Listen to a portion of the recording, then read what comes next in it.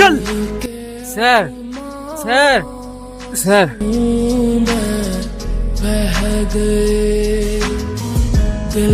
Hello দাদা, কাজ হয়েছে?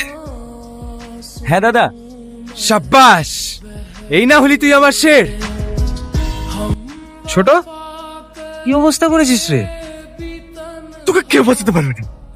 তুই আগে বাঁচ, তোর ভাই অনেক জেদি মাল ছিল, সৎ অফিসার আবার ভূত চেপেছিল মাথায়। আচ্ছা, ফোন টোন হয় তোর ভাইয়ের সাথে?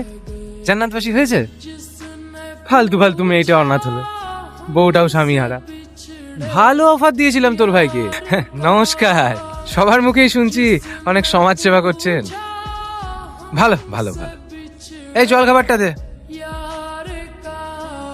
10 লাখ আছে। ঘুষ দিচ্ছেন? আপনি জানেন একজন অন ডিউটি পুলিশ অফিসারকে ঘুষ দেওয়ার কারণে আপনাকে এক্ষুনি অ্যারেস্ট করতে পারি।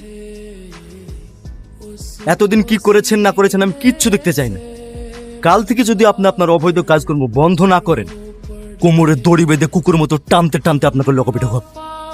আন্ডারস্ট্যান্ড? এই অফিসার, এই বেশি ছটফট করলে না এখানে ইনকাউন্টার করে দেবো। এখানেই তো ছোট, ওই গাছে ঝুলিয়ে রেখেছিলিস না?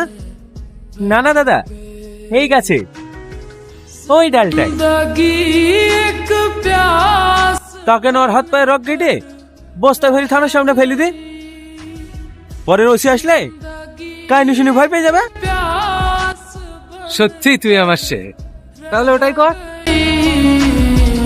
प्यार के किस्से अधूरे रह गए।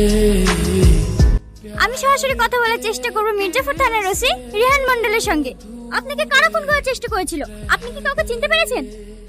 না, প্রত্যেকের মুখ কাপড় দিয়ে ঢাকা ছিল, আর তাছাড়া রাতের অন্ধকারে আমি কাউকেই চিনতে পারিনি। বড় ভাই, শালা তো ভিড়। আমি কারোর সাথে কথা বলছি না, আপনি আমার সাথে কথা বলবেন না। ভয় আমাদের নামটাও করতে পারছে না। বৌদিকে বিয়ে করবি?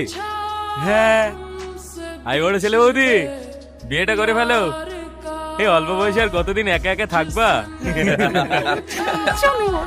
ও মা, এই টাকাটা।